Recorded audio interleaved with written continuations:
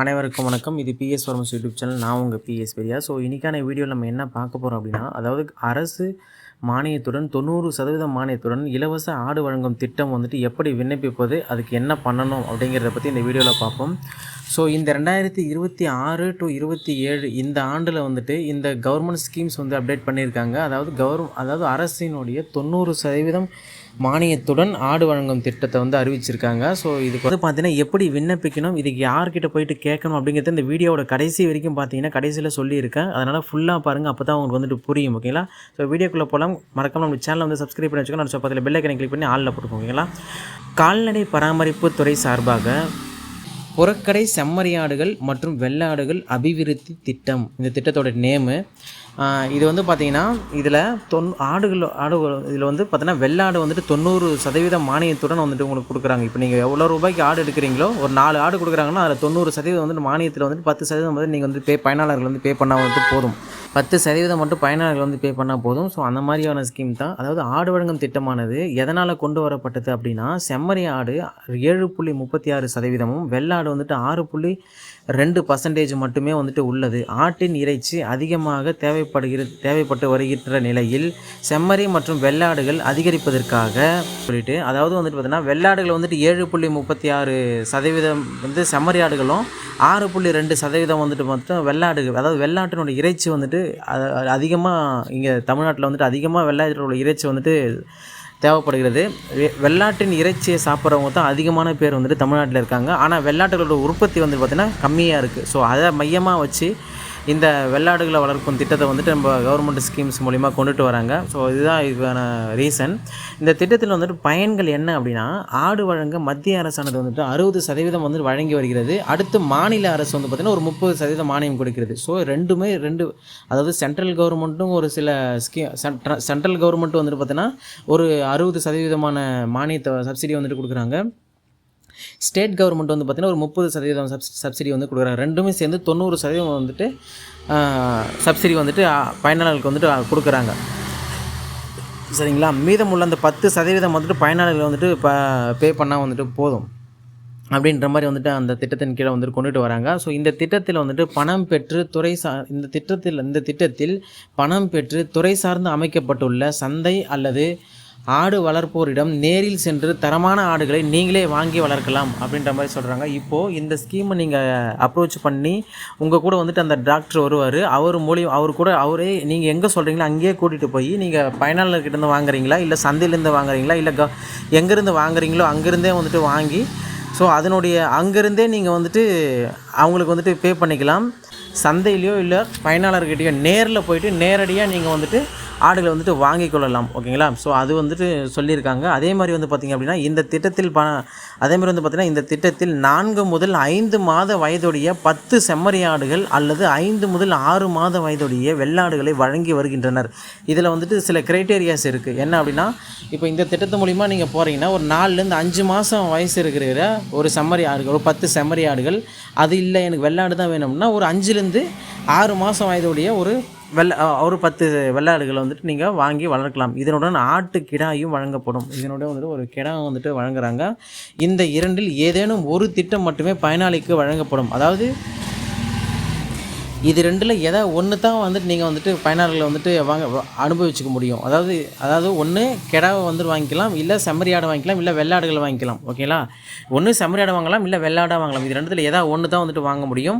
ரெண்டுத்தையுமே சேர்த்து வாங்க முடியாதுங்கிறத இங்கே வந்துட்டு சொல்கிறாங்க. சரிங்களா? இப்போ இதுக்கான ரூல்ஸ் என்ன அப்படின்னா, கவர்மெண்ட் ஆடு கொடுத்துட்டாங்க, நம்ம எப்படி வாங்கி வளர்க்குறது, நம்ம போக்கு வாங்கி வளர்க்குறலாமா அப்படிலாம் கிடையாது. அதுக்குன்னு சில ரூல்ஸ் வந்துட்டு அவங்க சொல்லியிருக்காங்க. அதை நீங்கள் வந்துட்டு அப்புறம் சொல்கிறேன், நல்லா கேட்டுக்குங்க. அதாவது விதிமுறை, கிடாய் ஆடுகளாக இருந்தால் பயனாளிகள் 1 வருடத்திற்கு விற்கக்கூடாது. சரிங்களா? அதேபோல் பெட்டையாடுகளாக இருந்தால் 3 வருடத்திற்கு விற்கக்கூடாது. இதற்கு சான்றாக பயனாளியிடம் ஒப்பந்த படிவம் பெறப்படும். சரிங்களா? இப்போ என்ன சொல்கிறாங்கன்னா, இப்போ நீங்கள் கிடாவாக வாங்கிட்டீங்க அப்படின்னா 1 வருஷத்துக்கு கம்பல்சரி இங்கே வந்துட்டு விற்கவே கூடாது ஆட்டை. அதேமாதிரி பெட்டையாடுகளாக வாங்குறீங்கன்னா 3 வருஷத்துக்கு வந்துட்டு ஆடுகளை வந்து விற்கக்கூடாது.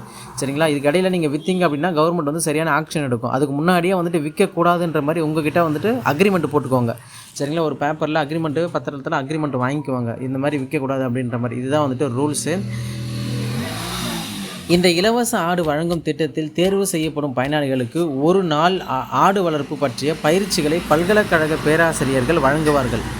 சரிங்களா? இப்போது நீங்கள் இதை செலக்ட் ஆகிட்டீங்க அப்படின்னா நீங்கள் வந்துட்டு ஒரு நாள் வந்துட்டு இதுக்கு ட்ரைனிங் வந்துட்டு உங்களுக்கு கொடுப்பாங்க. கவர்மெண்ட்டே ப்ரொவைட் பண்ணும் ட்ரைனிங்கு. அதேமாரி மேலும் திட்டத்தின் மூலம் ஆடுகளுக்கு 3 வருடம் வரை காப்பீடும் செய்து தரப்படும். இப்போது அந்த திட்டத்தின் வழியாக வந்துட்டு நீங்கள் வாங்கின ஆடுகளுக்கு 3 வருஷம் இன்சூரன்ஸும் வந்துட்டு அவங்க பண்ணி கொடுத்துருவாங்க. சரிங்களா? இதையும் வந்துட்டு பண்ணி கொடுத்துருவாங்க. இப்போ இதில் யாரெல்லாம் வந்துட்டு பயன்பெறலாம் அப்படின்னு சொல்லிட்டு பார்க்கலாம். இப்போ அதுக்குள்ளே போனீங்க அப்படின்னா, இப்போ இந்த திட்டத்தின் மூலம் நிலமற்ற விவசாயிகள், சரிங்களா, நிலம் இல்லாதவங்க, அடுத்தது சிறு குறு விவசாயிகள், சின்ன சின்ன விவசாயிகள், வறுமை கோட்டிற்கு கீழ் உள்ள விவசாயிகள், அப்புறம் மாற்றுத்திறனாளிகள், கணவரை இழந்தவர்கள் மற்றும் கணவனால் கைவிடப்பட்ட பெண்கள் என அனைவருக்கும் பயன்பெறலாம். சரிங்களா? இந்த மாதிரி இருக்கிறவங்க எல்லாருமே வந்துட்டு இந்த ஸ்கீமை வந்துட்டு பயன்படுத்திக்கலாம் அப்படின்னு சொல்லிட்டு சொல்கிறாங்க. இப்போ இதுக்கு வந்து தேவையான டாக்குமெண்ட்ஸ் என்ன அப்படின்னா, இப்போ ஆதார் அட்டை இதுக்கு ஒன்று வேணும், அதேமாரி வருமான சான்றிதழுக்கு ஒன்று வேணும், அப்புறம் ரேஷன் கார்டு வேணும், இருப்பிட சான்றிதழ் வேணும், அப்புறம் நீ ஒரு வேளை வந்துட்டு விதவியாக இருக்கிறீங்க அப்படின்னா விதவை சர்டிஃபிகேட் வந்துட்டு நீங்கள் வச்சுருக்கணும். ஸோ இது எல்லாம் வந்துட்டு இதுக்கான தேவையான சர்டிஃபிகேட்ஸ். ஓகேங்களா? அடுத்தது ஊனமுற்றோராக இருந்தால் அதுக்கான சான்றிதழ், நிலமற்றவராக இருந்தால் அதனுடைய சான்று வந்துட்டு கொடுப்பாங்க. அவங்களுக்கு வந்துட்டு முன்னுரிமை கொடுப்பாங்க. ஏன்னா குத்தகைக்கு வந்துட்டு எடுத்து வளர்க்குற மாதிரி வந்துட்டு முன்னுரிமை கொடுப்பாங்க. நிலமற்ற சான்றிதழ் வந்துட்டு உங்கள் விஓ கிட்ட நீங்கள் வந்துட்டு சர்டிஃபிகேட் வாங்கி எடுத்துகிட்டு போய் கொடுக்கணும். சரிங்களா? இதெல்லாமே வந்துட்டு நீங்கள் சர்டிஃபிகேட்லாம் கரெக்டாக இருந்துச்சு அப்படின்னா கால்நடை பராமரிப்புத்துறை சார்பாக இந்த எல்லாமே சர்டிஃபிகேட்லாம் கரெக்டாக இருந்துச்சுன்னா இது எல்லாமே எடுத்துகிட்டு போயிட்டு நீங்கள் வந்துட்டு உங்கள் நியரஸ்ட்டு இருக்கக்கூடிய கால்நடை மருத்துவர், கவர்மெண்ட் வெட்டினரி ஹாஸ்பிட்டல் இருக்கும், அந்த ஹாஸ்பிட்டல் போய் அந்த மருத்துவர் இருப்பாங்க, அந்த மருத்துவர் வந்துட்டு நீங்கள் அணுகணும். அவங்க வந்துட்டு அதுக்கான ஒரு அப்ளிகேஷன் இருக்கும். அந்த அப்ளிகேஷன் வந்துட்டு நான் உங்களுக்கு கீழே டிஸ்கிரிப்ஷனில் கொடுத்துருக்கேன் பாருங்கள். இந்த அப்ளிகேஷன் வந்து நேரெல்லாம் எங்கேயும் கிடைக்காது. நீங்கள் கீழே இருக்கும் பாருங்கள், இதை வந்து டவுன்லோட் பண்ணிக்கோங்க. டவுன்லோட் பண்ணி வச்சு இதை ஃபில் பண்ணிவிட்டு அந்த டாக்குமெண்ட்ஸ்லாம் எடுத்துகிட்டு போய்ட்டு உங்கள் ஹாஸ்பிட்டலில் வந்துட்டு வெட்டினரி ஹாஸ்பிட்டலில் வந்துட்டு கேளுங்க. ஸ்கீம் ஃபஸ்ட்டு இருக்கான்றது கேளுங்க. ஏன்னா ஸ்கீம் இருக்குதான், ஆனால் அது வந்துட்டு உங்களோட டிஸ்ட்ரிக்ட் அலாட்மெண்ட் ஆகிருக்காங்கிறத கண்டுபிடிக்கணும் ஃபஸ்ட்டு. அதுக்கு நீங்கள் முதல்ல இதெல்லாம் ஃபில் பண்ணி எடுத்துகிட்டு போய்ட்டு உங்கள் டாக்டர்கிட்ட கேட்டால் தான் வந்துட்டு தெரியுமே. சரிங்களா?